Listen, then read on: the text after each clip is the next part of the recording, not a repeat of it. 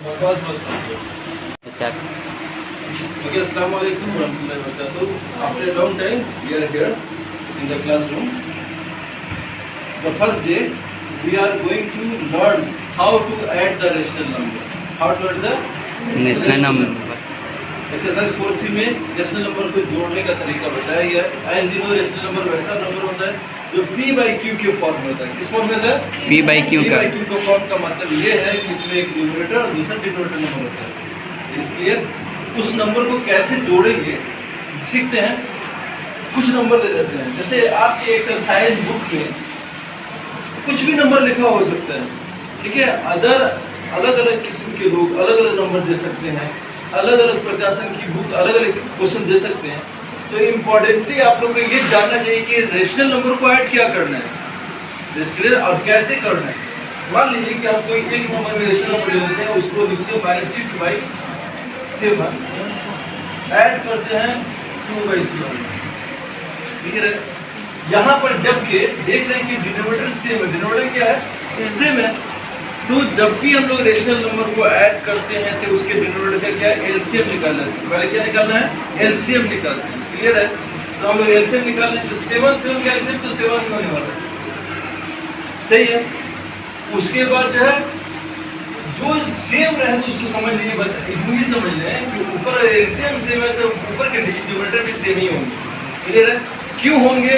कि न्यूमरेटर में एक्चुअली होता क्या है कि जो डिनोमिनेटर होता है उस डिनोमिनेटर को एलसीएम जो आता है उसके साथ, ठीक है, डिवाइड भाग दे देते हैं. तो 7 × 7.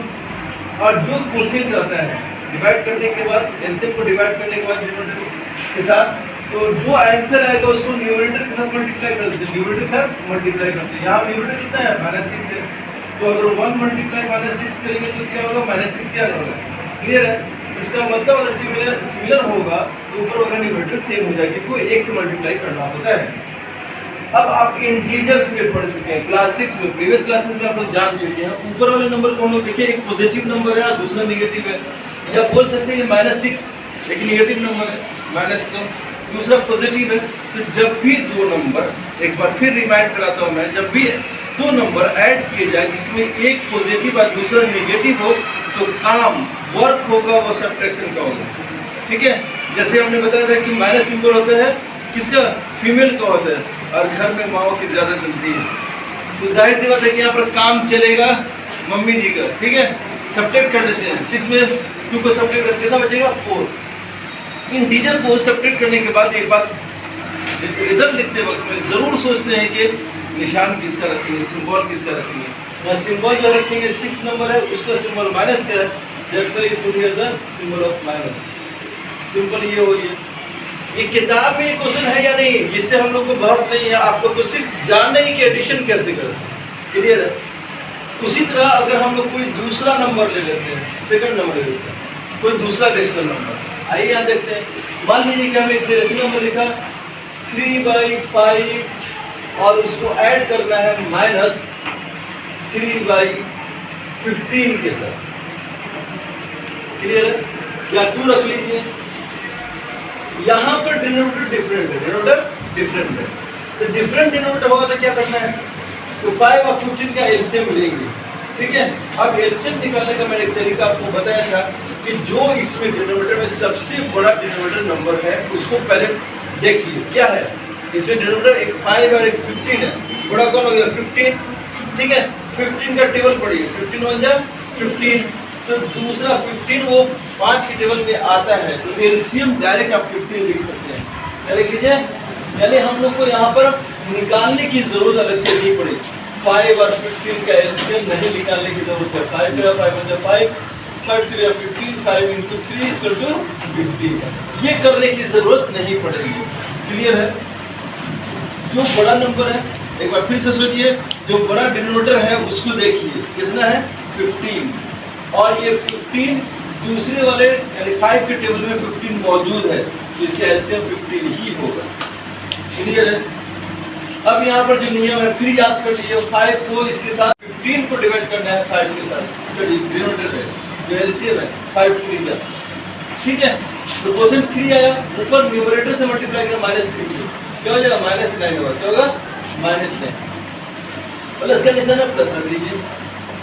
उसका 15 1 जा 15, ये -2 होने वाला है। दो सिंबल एक साथ है तो आपको क्या करना था, ब्रैकेट में डाल देना था। -9 को ऐड करना है -2 के साथ, ठीक है, तो ऐड कर लेते हैं। एक तरीका तो ये सीधे सीधे एक माइनस का मतलब होता है डिबिट, आपका नुकसान है, 2 रुपया नुकसान, और जोड़ दीजिए उसमें 9 रुपया और नुकसान, 9 रुपया नुकसान और उसमें जोड़ दिए 2 रुपया और नुकसान, तो माइनस नुकसान नुकसान, दैट इज नुकसान, माइनस में नुकसान, 11 नुकसान हो गया, 1150 आंसर हो गया। समझ में नहीं बात समझ में आया? ठीक है, ठीक है। अब ये हो गया, अब ये बड़ा होगा जब नंबर इसी में आपके चैप्टर में लिखा होगा, कुछ नंबर को सिंप्लीफाई करना है। सिंप्लीफाई इसलिए कह रहा है कि इसमें मोर देन 2 रेशनल नंबर्स है, मोर देन 2। अब मान लेते हैं कि कोई लिखा हुआ 1/6 प्लस 2/12 प्लस -15/60, ठीक है, क्लियर है? ये सिंप्लीफाई करना है, या इसको बोलिए इवैल्यूट कर दीजिए, या इसको बोलिए ऐड कर दीजिए, सबका मतलब है कि सबका मतलब एक ही होता है। तो 3 नंबर को करना है, तो ये कोई डिफरेंट नहीं है।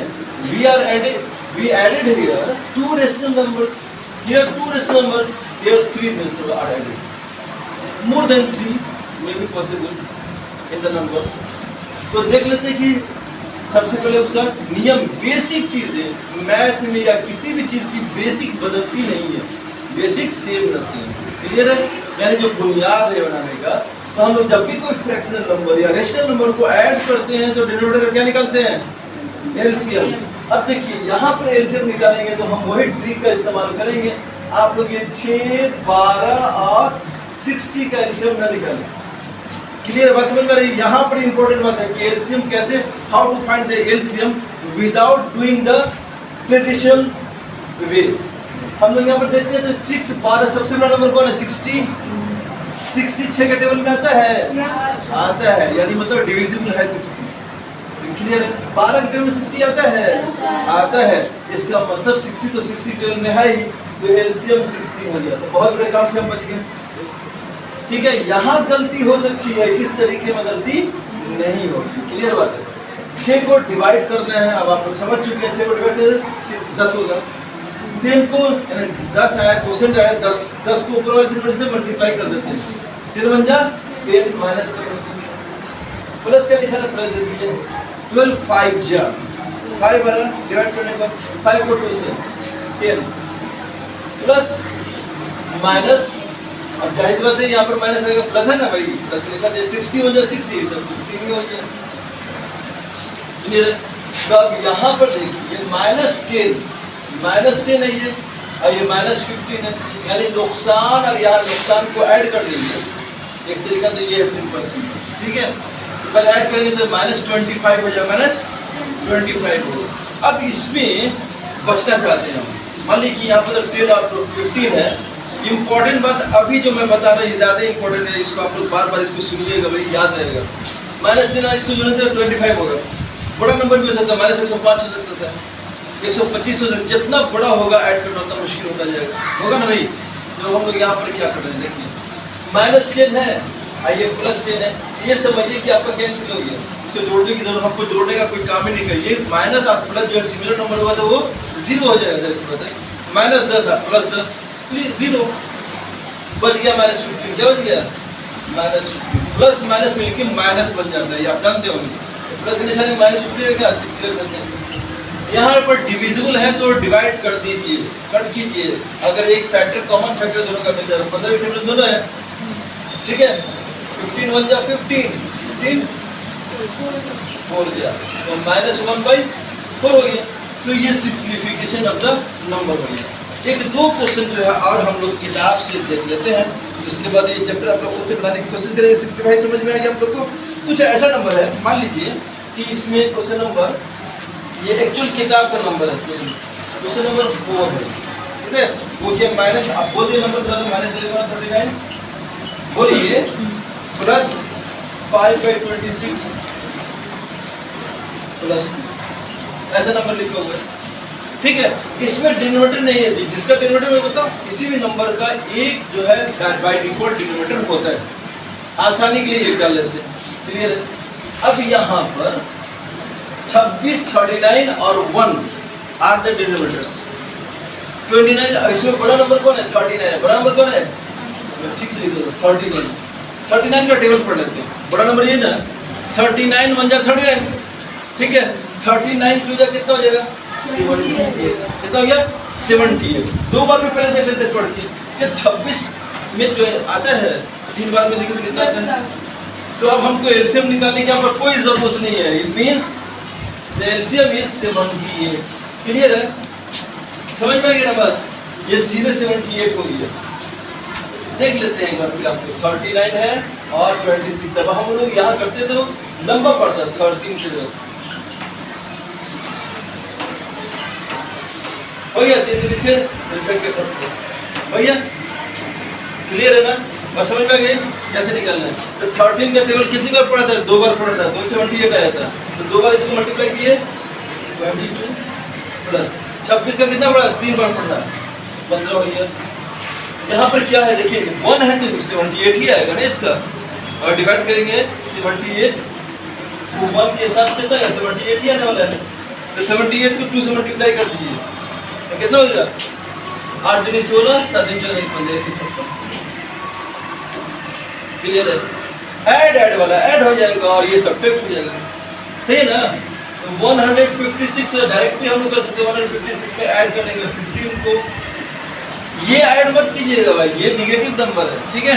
तो ऐड करते हैं 6 5 11 5 6 7 और 171 हो गया भैया।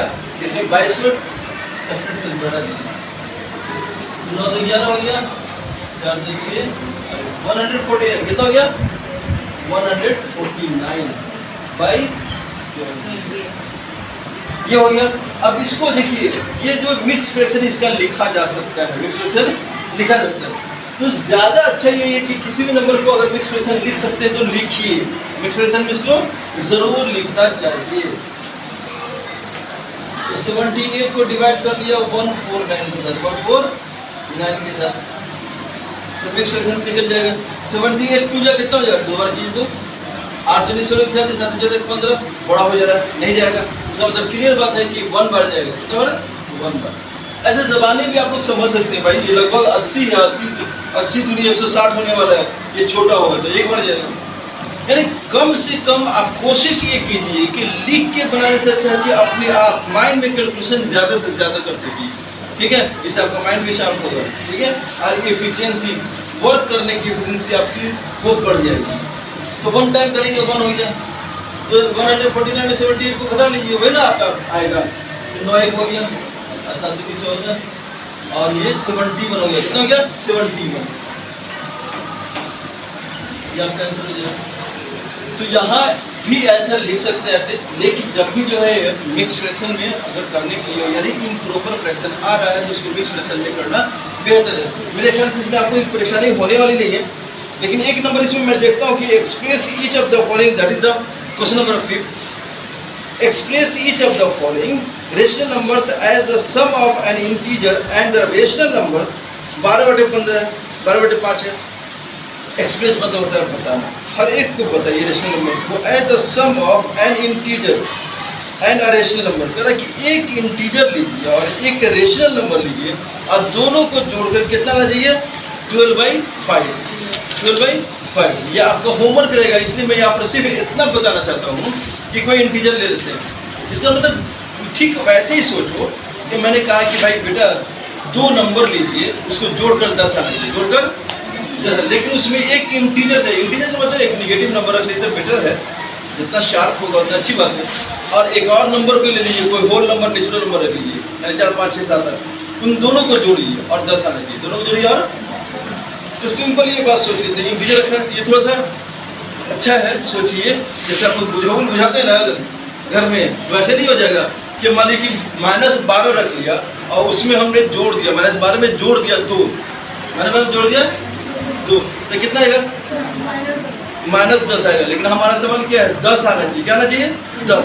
यानी आप थोड़ा सोच रहे हैं अब इसी को हम रिवर्स कर देते हैं, इसको रिवर्स -2 बोलते हैं, एक इंटीजर ले लिया माइनस का, उसमें जोड़ दिया हमने कितना 12 जोड़ दिया, कितना जोड़ दिया 12, -2 में 12 को जोड़ दिया, इसका 12 में 2 घट जाता है, कितना बचता है 10। तो समझ रहे हैं, ये भुजबल की तरह है, एक इंटीजर लिखिए और डेसिमल में लिखिए, जिसको जोड़ने के बाद 12/5 या 11/17 जो लिखा हुआ है वो नंबर आना चाहिए। ये आपके घर का होमवर्क रहेगा। अब मेरे ख्याल से आप एडिंग डेसिमल नंबर को बिल्कुल अच्छी तरह से समझ चुके होंगे, कोई परेशानी इसमें नहीं है, प्रॉब्लम नहीं है। तो ये प्रॉब्लम तब पता चलेगा कि प्रॉब्लम है या नहीं जब आप घर पे प्रैक्टिस करोगे, जाओगे घर पे 2-4 रैंडमली इसमें क्वेश्चन लीजिए, अगर कोई प्रॉब्लम होता है तो फिर हम लोग कल स्कूल क्लास में डिस्कस करेंगे। तब तक के bye, have a nice time.